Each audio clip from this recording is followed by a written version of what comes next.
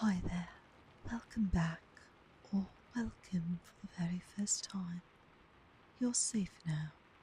This is your time to rest. Let go of your day. Let your breath slow down and your thoughts float gently away. Tonight I'll be reading you a fairy tale, an old story wrapped in moonlight and carried on a quiet breeze just for you. So snuggle in, get cozy, and let the soft rhythm of the story guide you into dreams. Let's begin. Powell and his bride. Not far from the castle where King Powell had his court, there was a hillock called the Mount of Macbeth. It was the common belief that some strange adventure would befall anyone who should sit upon that mount.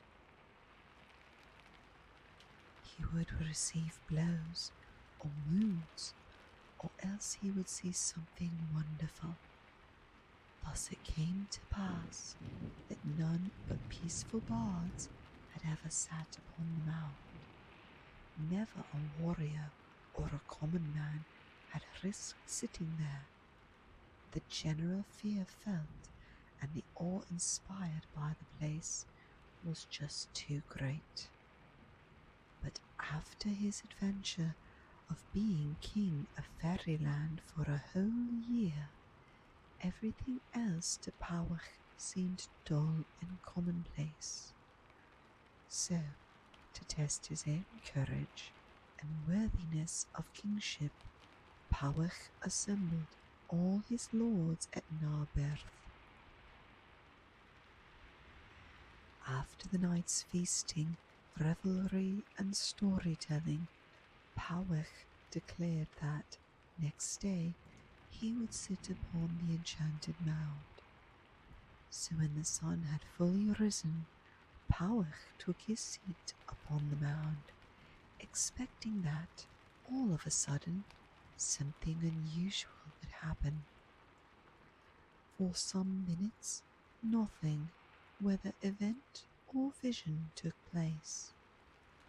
Then he lifted up his eyes and saw approaching him a white horse on which rode a lady. She was dressed in shining garments as if made of gold. Evidently she was a princess, yet she came not very near. Does anyone among you know who this lady is? Powell asked of his chieftains.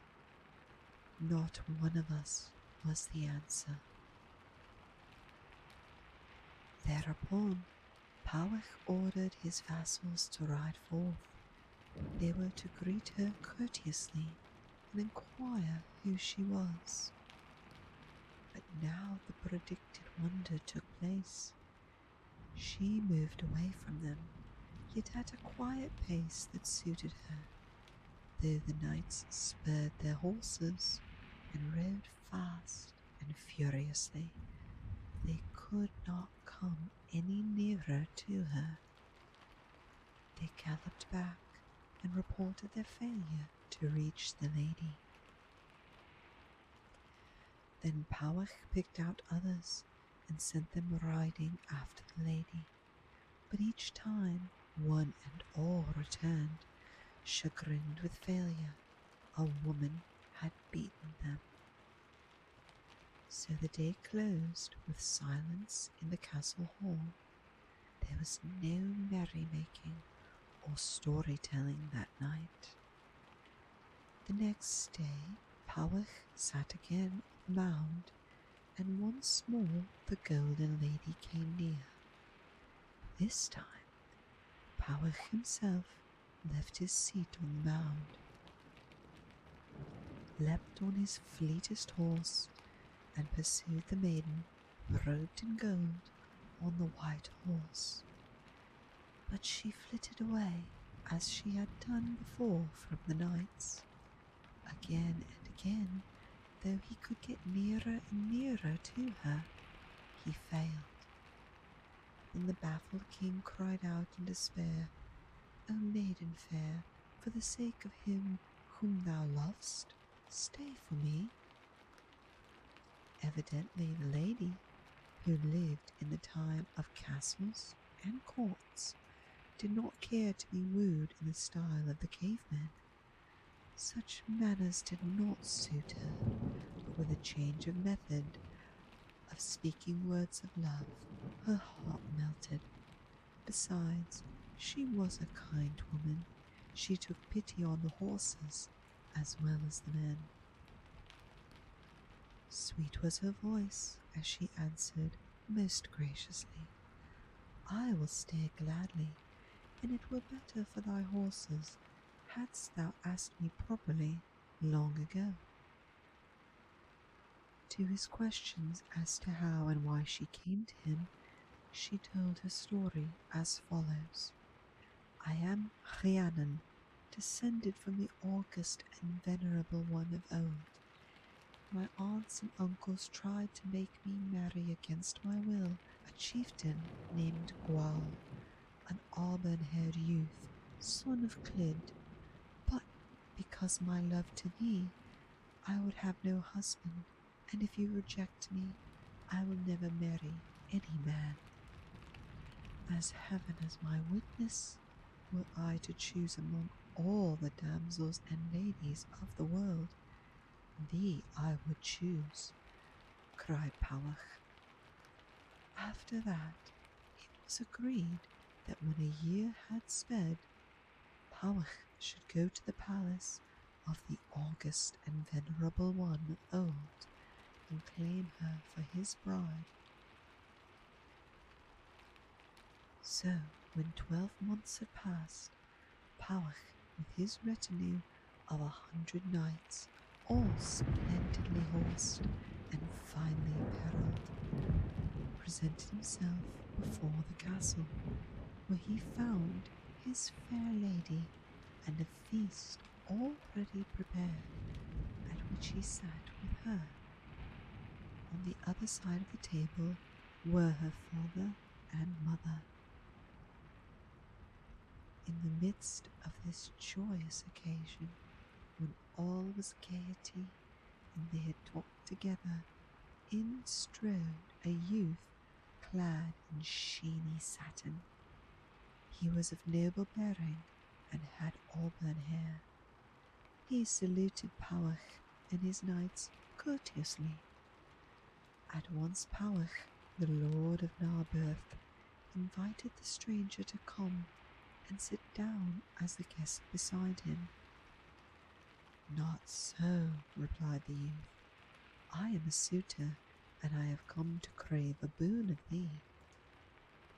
Without guile or suspicion, Powell replied innocently, "Ask what you will. If it's in my power, it shall be yours." But Rhiannon chided Powell and asked, "Oh, why did you give him such an answer?" "But he did give it," cried the auburn-haired youth. Then he turned to the whole company of nobles and appealed to them. "Did he not pledge his word before you all to give me what I asked?"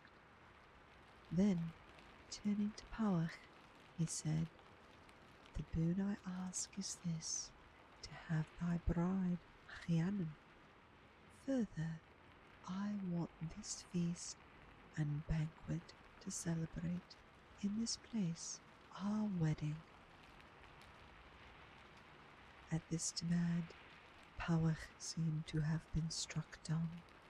He did not speak, but Rhiannon did.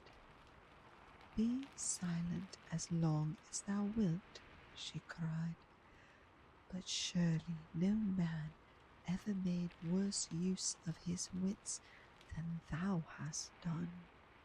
For this man to whom thou gavest thy oath of promise is none other than Gwal, the son of Clyd. He is the suitor from whom I fled to come to you while you sat on the Narberth mound." Out of such trouble, how should the maiden promised to 2 men be delivered? Her wit saved her for the nonce. Powell was bound to keep his word, but Rhiannon explained to Gwal that it was not his castle or his hall, so he could not give the banquet. But in a year from that date, if Gwal would come for her, she would be his bride. Then a new bridal feast would be set for the wedding. In the meantime, Rhiannon planned with Powell to get out of the trouble. For this purpose, she gave him a magical bag, which he was to use when the right time should come. Quickly, 12 months passed, and then Gwal appeared again to claim his bride, and a great feast was spread in his honor. All were having a very good time, when in the midst of their merriment, a beggar appeared in the hall. He was in rags and carried the usual beggar's wallet for food or alms. He asked only that, out of the abundance on the table, his bag might be filled. Gwal agreed and ordered his servants to attend to the matter. But the bag never got full. What they put into it or how much made no difference. Dish after dish was emptied by degrees. Most of the food on the beggar's table was in the beggar's bag. My soul alive, will the bag never get full? Asked Gwal. No, by heaven, not unless some rich man shall get into it and stamp down his feet and call out enough, the beggar replied. Then Rhiannon, who sat beside Gwal, urged him to attempt the task by putting his 2 feet in the bag to stamp it down. No sooner had Gwal done this than the supposed beggar pushed him down inside the bag. Then, drawing the mouth shut, he tied it tight over Gwal's head. Then the beggar's rags dropped, and there stood forth the handsome leader, Powell. He blew his horn, and in rushed his knights, who overcame and bound the followers of Gwal. Then they proceeded to play a merry game of football using the bag in which Gwal was tied, as men in our day kick a pigskin. One called to his mate or rival, "What's in the bag?" and the others responded, "A badger." So they played the game of badger in the bag, kicking it around the hall. They did not let the prisoner out of the bag until he had promised to pay the pipers, the harpers, and the singers who should come to the wedding of Powell and Rhiannon. He must give up all his claims and register a vow never to take revenge. This oath given and promises made, the bag was opened and the agreements solemnly confirmed in the presence of all. Then Gwal and every one of his men, knights and servants, were let go, and they went back to their own country.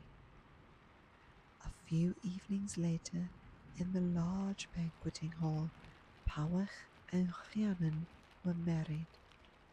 Beside the great feast, presents were given to all present, high and low, and then the happy pair made their wedding journey to Gwal's palace at Narberth, when the lovely bride gave a ring or a gem to every lord and lady in her new realm, and everybody was happy.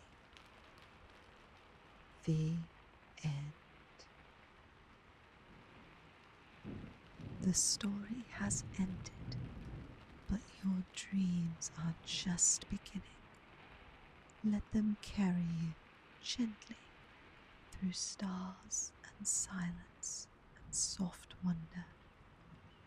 Thank you for letting me read to you.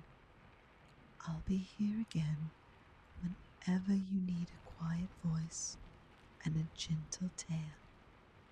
Sleep well, sleep deep, and good night, dear dreamer. Breuddwydion melys, dear dreamer, sweet dreams.